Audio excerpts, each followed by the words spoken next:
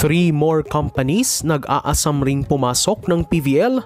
Lineup ng teams re-reveal na. Pero bago yan, nag-aviads, kalimutang mag-subscribe, take ang notification bell para update ka dito sa ating channel. Hindi naging madali para sa PVL ang pagpili nila ng papapasuking 12 at huling team sa liga bago magsimula ang 2024 season.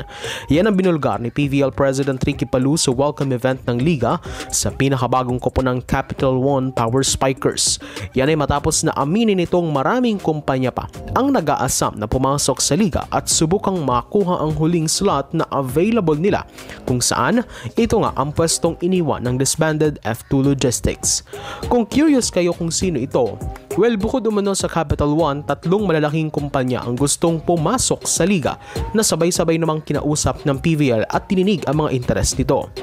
Ayon sa mga sources ng Daily Tribune, ito umano ay isang Japanese firm, isang burger joint at isang kumpanya na pagmamay-ari ng isa sa pinakamayayaman sa bansa na si Enrique Razon, which sumakto nga naman noon sa una nating video kung saan tinalakay natin ang mga possible applicants sa PVL at na-mention rin natin doon si Razon dahil sa kanyang malalim na koneksyon sa De La Salle.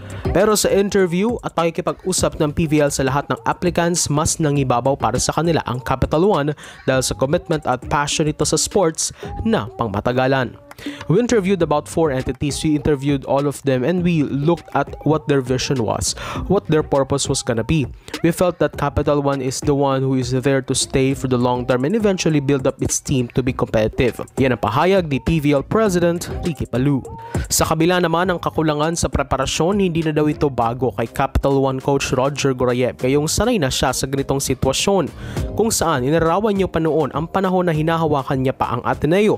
Nagsimula lang umano siya ng halos 5 players hanggang sa lumaki at umunlad na nga ang volleyball program na nasabing universidad.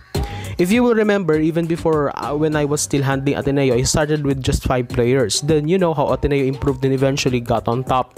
If you will remember, Bali Pure, I assembled my players from Baste. What happened? In our first year, we got into the finals, kami. Then we became champions in the All-Filipino. I'll bring that experience to this team. I do not promise that the team will immediately achieve something big. We'll do it slowly. Yan ang pahayag ni Coach Roger Gorayev sa gitna ng kanyang pagbubuo ng lineup ng Capital One. Speaking of lineup, inanunsyo rin ng PVL na hanggang ngayong Biyernes na lang ang deadline ng lahat ng koponan na isubmit ang final lineup nila for 2024. First, All-Filipino Conference. Ibig sabihin sa lalong madaling panahon na may official lineup na ang bawat koponan na ating malalaman. So, Dorial, kung yan sa for support this channel, please subscribe, notification bell, get updated on my coming videos.